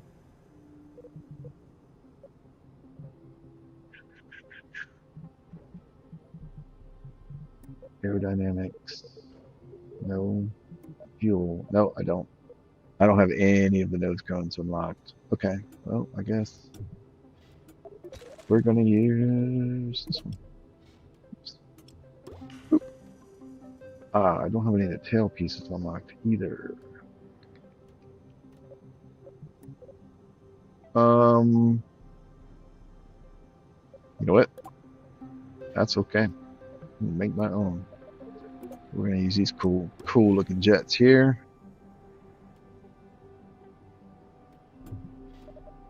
And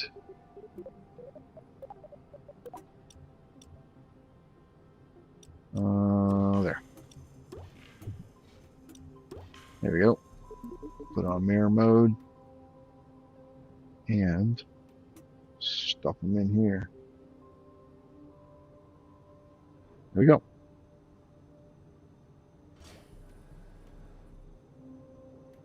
I didn't have to snap on, damn it.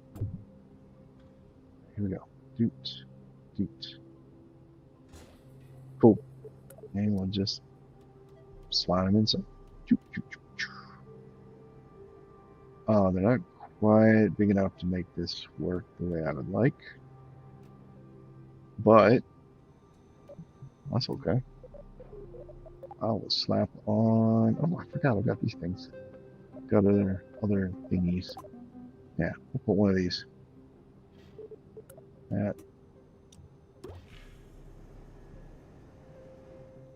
That's fine. That's totally fine. And let's see, didn't I have, where is it? Where's cargo? There it is. Oh, no, that's fuel. Oh, where's cargo? Nope. Nope.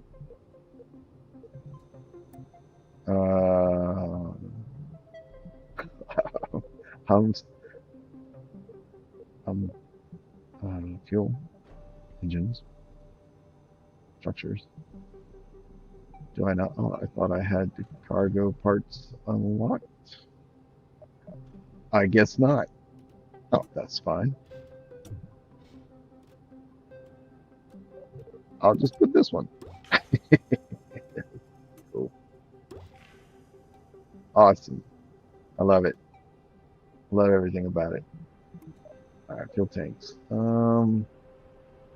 Let's do maybe. I think this might be too much.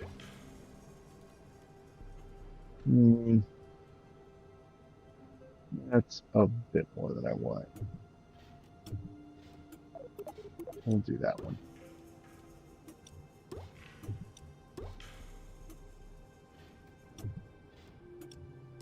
There we go. All right. Now I guess we need some wings. I want to go fast, so I put pointy wings on. Oops.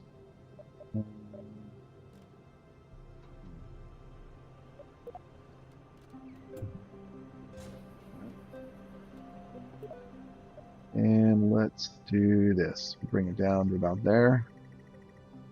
Yeah, I'm gonna get a little more. I'm gonna have to push it into the body, I think. So I need a little more. Let's make it really long.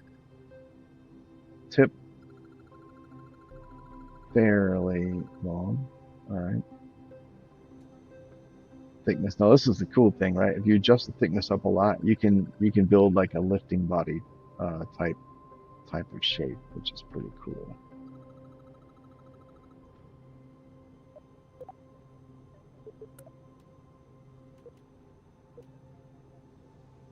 And turn off the snapping and slide it in until the seam goes away. Oh, that is a lot. All right, well, let's drop it down. There we go. Yeah, that's better. Now it doesn't have to go in quite so far.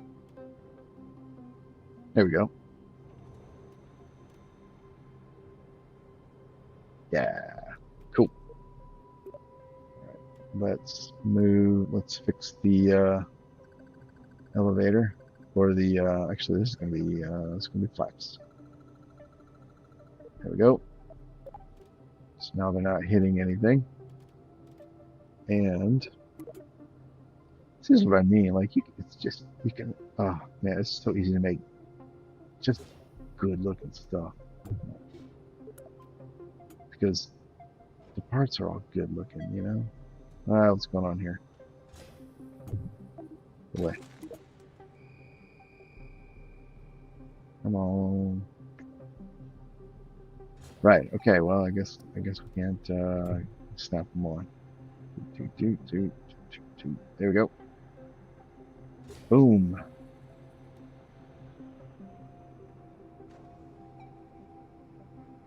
Alrighty. Let's do.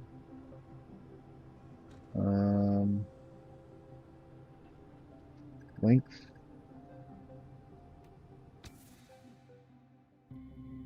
All right. Move. Ah, perfect. Nice. That is so cool. A little bit longer. We're gonna do a little bit longer, and then we'll tilt them. Yeah, that looks cool. That might be too long. There we go.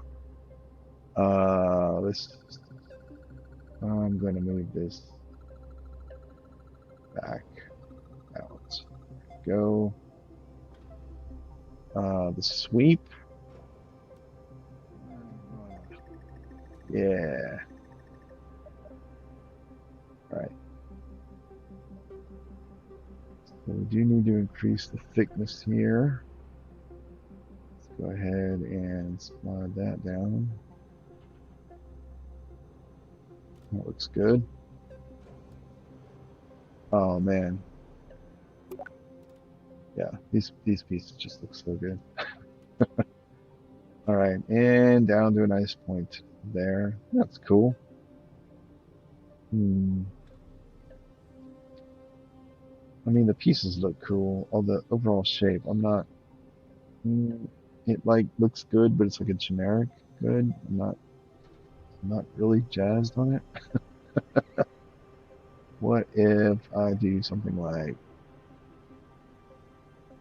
no matter where you put it, it looks cool, right? Oh God. Let's do something like that. Kind of sticky outy bits. Um, yeah. There we go. And here. There we go.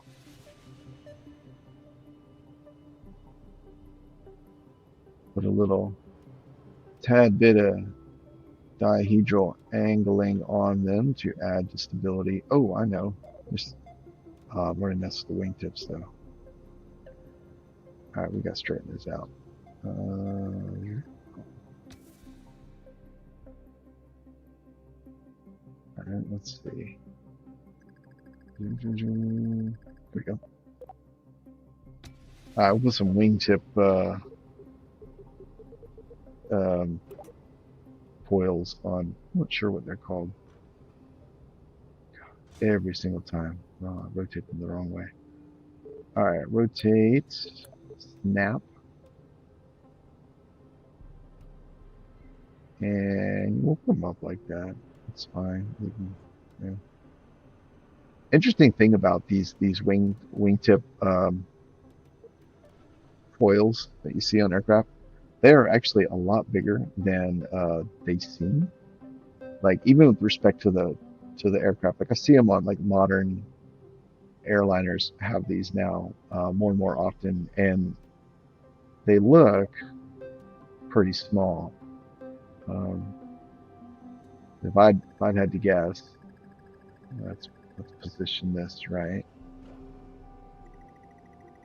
I'd say like, oh, yeah, they're about like that size wise. They're actually not. They're actually about like that big. They are huge. They just don't look it for whatever reason.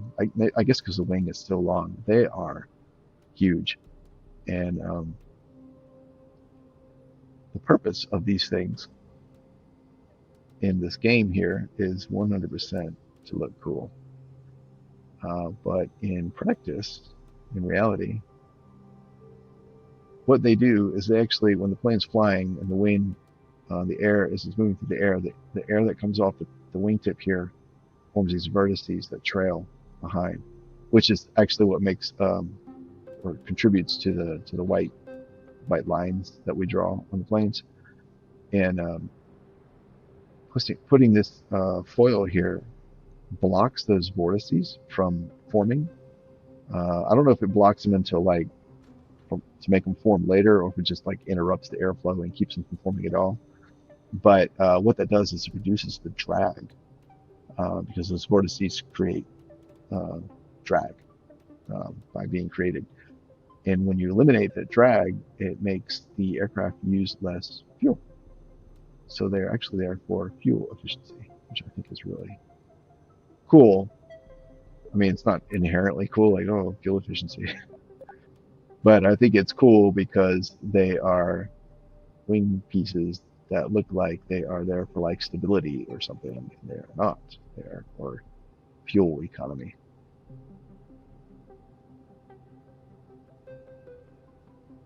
Root thickness.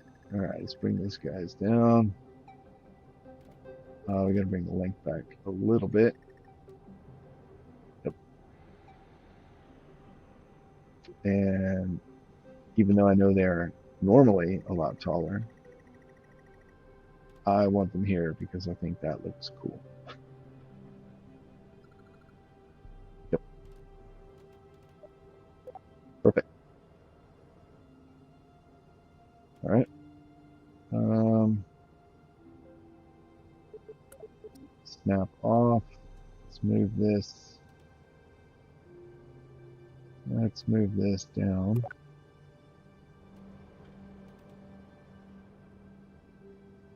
Perfect. Let's move it forward just a little. And then out, tad. There we go.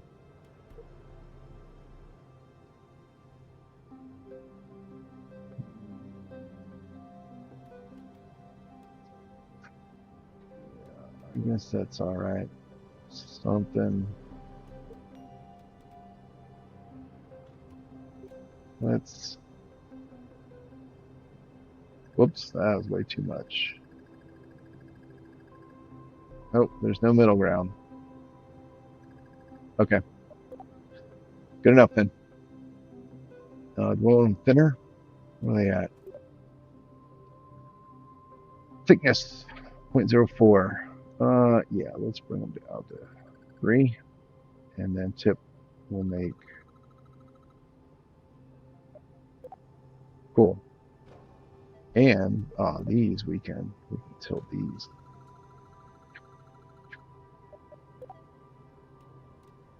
Can't really tell. That's fine. Oh yeah, those are tiny. No, they do need to be bigger.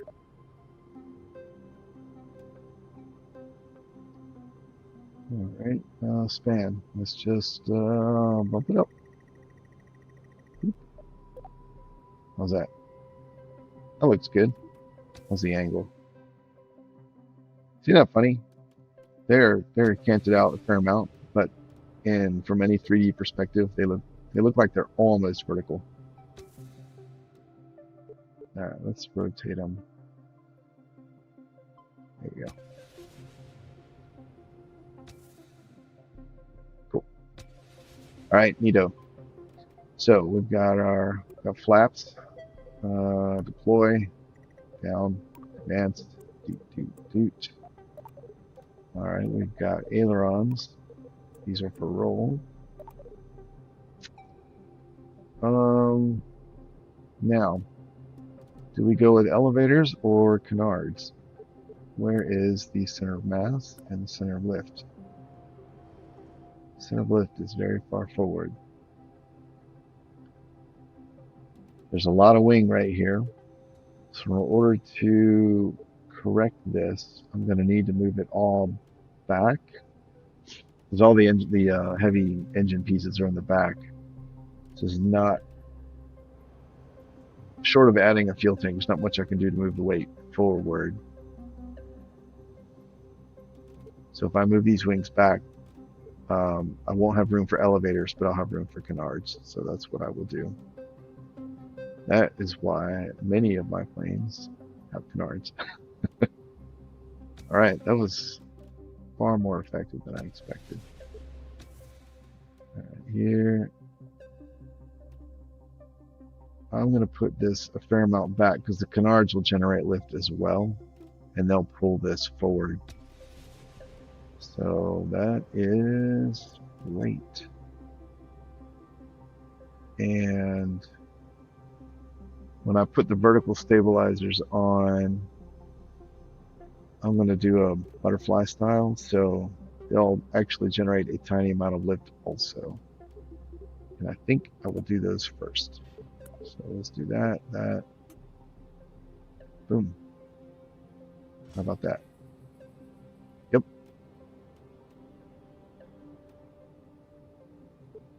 Those are almost the right size.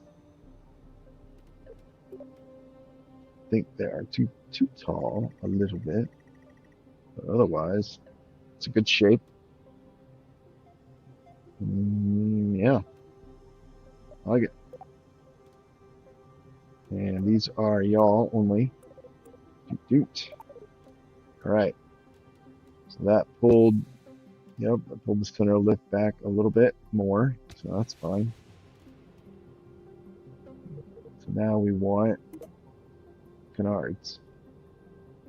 These are going to pull that center of lift, yeah, way forward. Granted, they're going to be a lot smaller still. All right, span. Now here's the trick, right? In order to balance off the amount of lift they generate, I want to make them smaller because I don't want this center of lift so far forward. Because then my only alternative is to move all the major wing assembly back.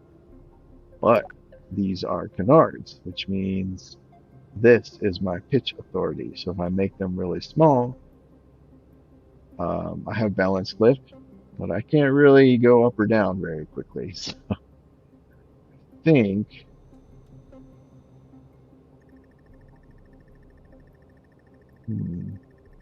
all right, that's right out. No, that's okay, but I think they're too big for that style. Oh, that looks like it's trying too hard. Kind of like this. All right. And I do feel like they're a little too big. All right, root, come down, tip. There we go. Just a little bit. How are we looking there? Hey, perfect. Awesome. Now, I think, well, I do have some adjustment to do. Right here, there's a gap, which looks weird. Looks like some amateur built a plane in a video game.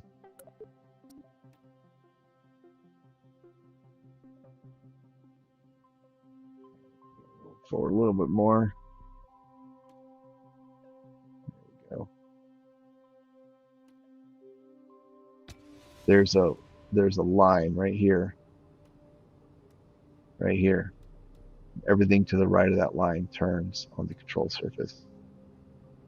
So it doesn't really affect gameplay, but I want it to look not dumb, which means the turny parts don't intersect the body parts to the best of my ability anyways. All right, great. I do need to fix the angle now.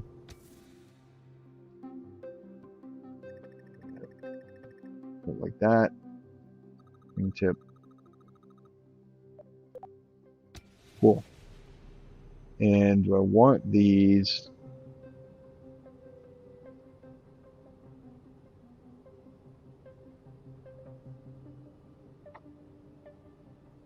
Little dihedral?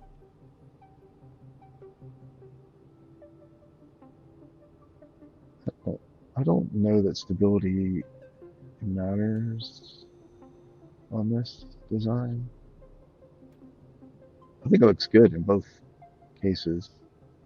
Maybe a little bit better in this case, right? Yeah, there we go. All right, turn this shit off. Sometimes what I do when all these um, symbols get in the way, so I look at the one on the opposite side while I adjust this one. So here I can see there's the line, right? And I can see how much interpenetrating it's doing, so I can get it lined up the way I want it. Let's just watch that one. Cool.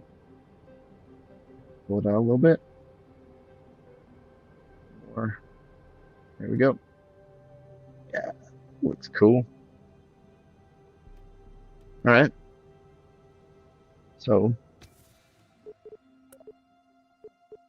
mass lift. That moved back. Fair enough. I thought it was forward. Um, oh, I guess I shrank these. All right, that's fine. Thrust right in the center, so that's fine. Um, Given how large this plane is, I don't know if that matters. I do prefer them to be a lot more closely balanced, like right here.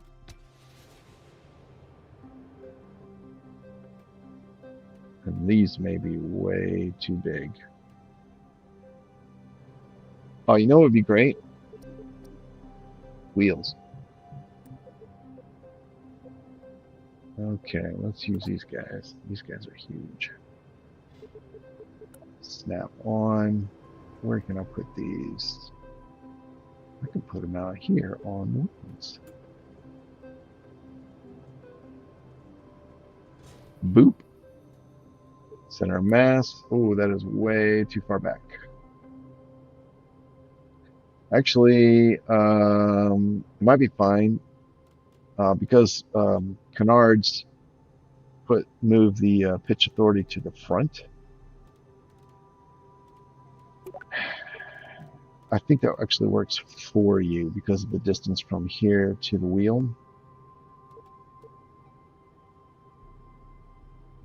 Yeah, I think it works in your favor. So we'll put a little one. Will that work? Whoops.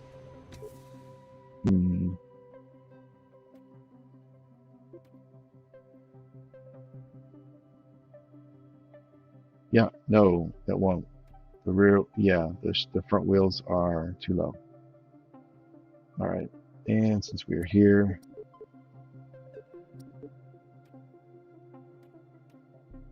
we can rotate these ever so slightly.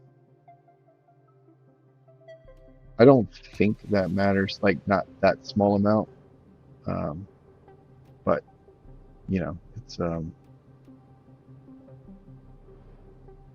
important to me for personal reasons. All right, how do they look over here? Oh, let's turn this off. It's really okay. Let's pull this up. Here we go. That's cool. Normally I'd move these back so I could kind of see, get that full thing coming out on top. Looks kind of cool. Something like that. But we're already pretty far back from the center of mass.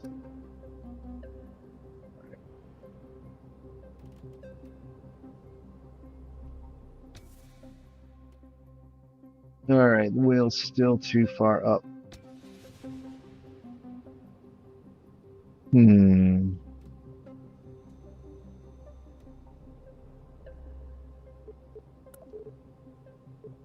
I'm pretty sure if I use a medium wheel, it's going to be way too big. Yeah, that is too much. Let's move this up. And I can tilt it like so. Actually, I can move it up even more. There we go. That's a fair amount better. It's still a lot. I guess I have room, don't I?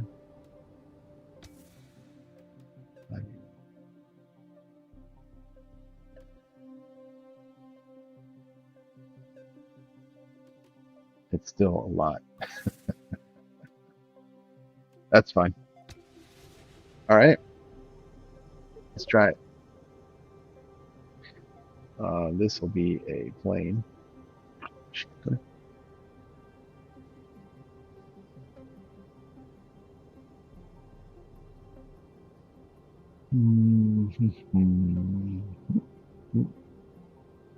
Oh, you know what? I haven't done any of my setup. Let's do that. Got to do that. All right. So, no torque, no monopropellant. This one, no torque.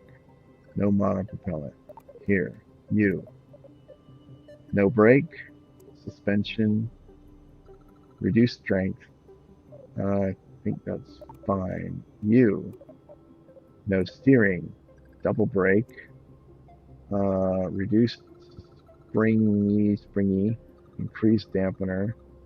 Oh, what was this one? Spring, yeah, spring needs to come down a lot. Otherwise the nose will bounce up, cause problems. All right, that is all good. Um, that is down deployed correctly. You roll, you yaw, you pitch. Great. All right, controls, action groups, RCS, arrow. This one. Hey, where'd it go? Toggle.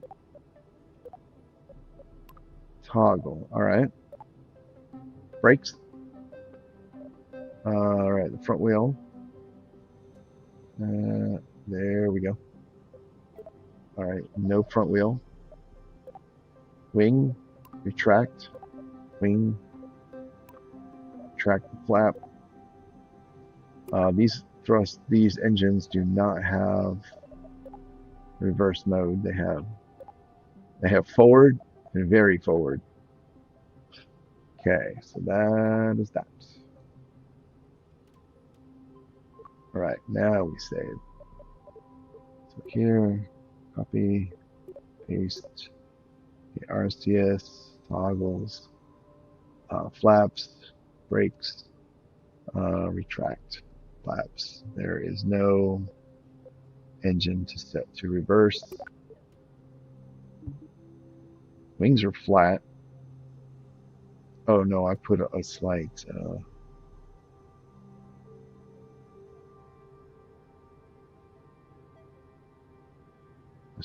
dihedral. Well, you can't really tell, but yeah. All right, let's see what happens.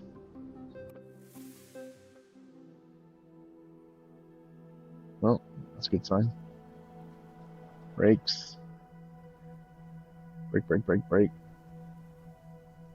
All right, flaps down. Let's go. Oh, oh my God. Oh my God. All that.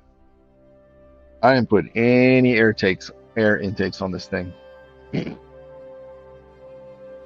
Wow. That's a first, I think. I'm pretty sure that's a first for me. Right on. So I don't have many choices. This is an air intake, but it goes from the front. This one, oh, I don't have many choices at all. Okay, we're gonna have to get creative. I like getting creative. Boom, boom. All right, where can we put this thing? Hang on.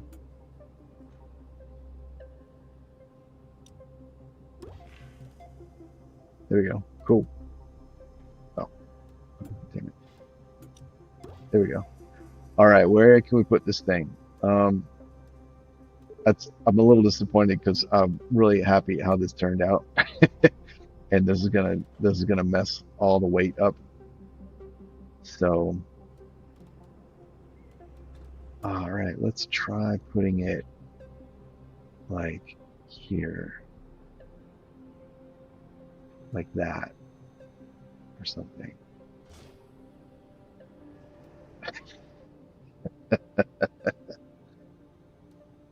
All right, let's position these a little better. So we'll pull them in. All right, too much. All right, and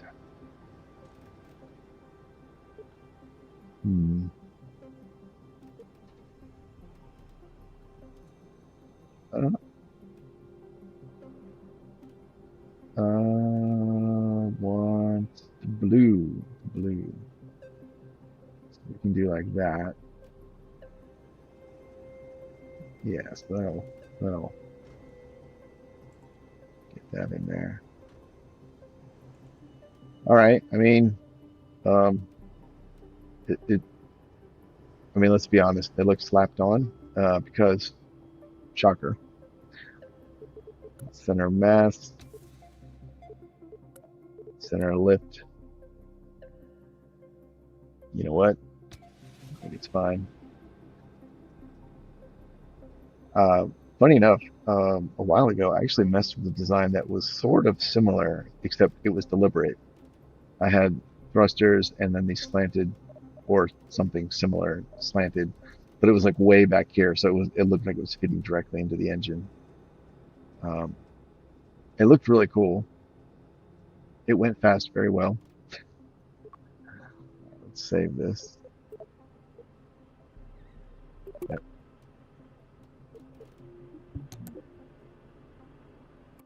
But a lot of my old designs, they I had to scrap them.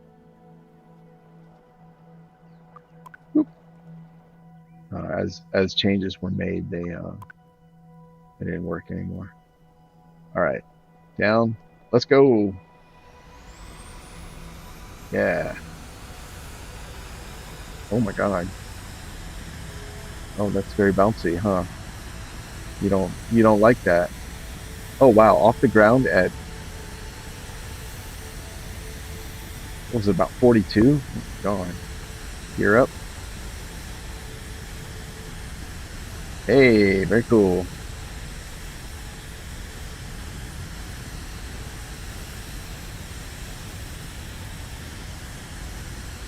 All right. So we do the roll. Oh, I forgot I had vector thrust on.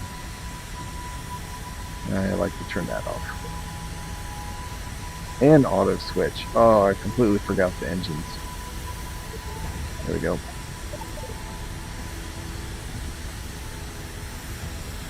Oh, that is sluggish. Some of that may be my computer. It's hard to tell.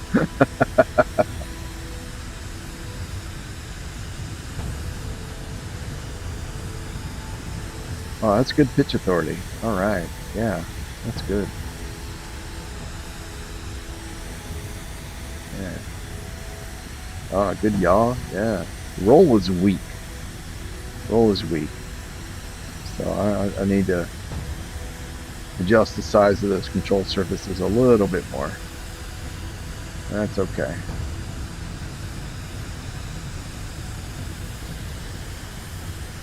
This thing flies very slow. It looks fast. Flies very, very slow. Let's put on the very fast. Very forward.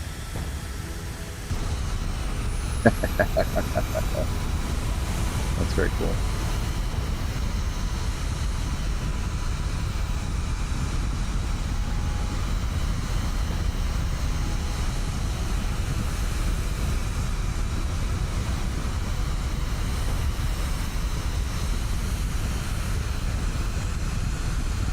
Wow, even with afterburners, it's not going very fast. That little plane that I made, the second little plane I made that had the inverse gull wing with the two engine pods, that one went way faster than this. That's kind of funny.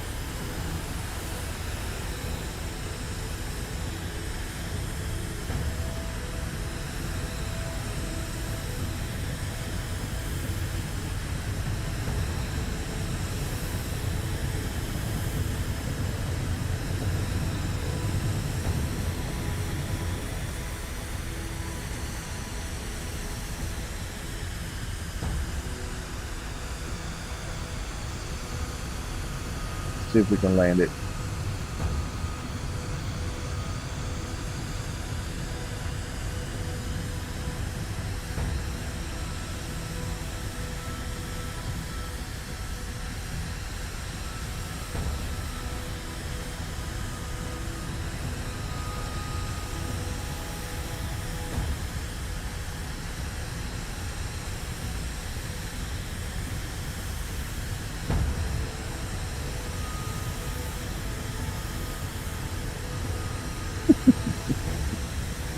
Things look so stupid. There's the some of the other intakes would look a lot better. We don't have them unlocked yet. So, all right, let's throttle back. Let's put the flaps down. Those huge things, and very cool. It worked. All right, gear down.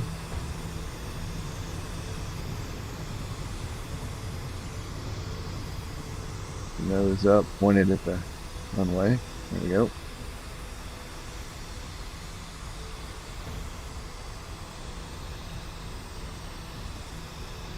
Come on.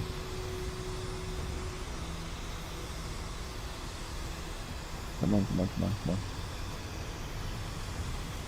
Oh my goodness. You must be running at like 4 frames a second. I don't get this. Poor computer. It's doing the best it can.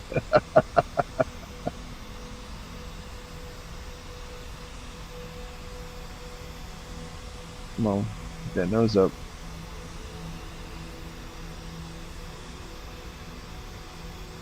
I wouldn't I would normally try to wait a bit longer before bringing the nose up, but the response is so slow. I'd kill that. Here we go. Here we go. Here we go. Come on. You took off at 40. So come on. Get that nose up. There we go. There we go. Oh, there we go. Perfect. Easy, easy, easy. And oh shit. See, that's why you don't want your front suspension to be. Oh my God. Yeah, that's why. You don't want this too springy. Did I not turn it down? I didn't. I did. Not enough. That's okay. Once again, anything you can walk away from? Here we go. Now, you know what?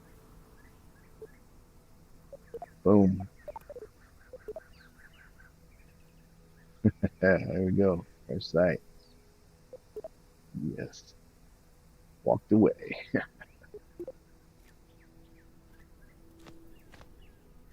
There you go.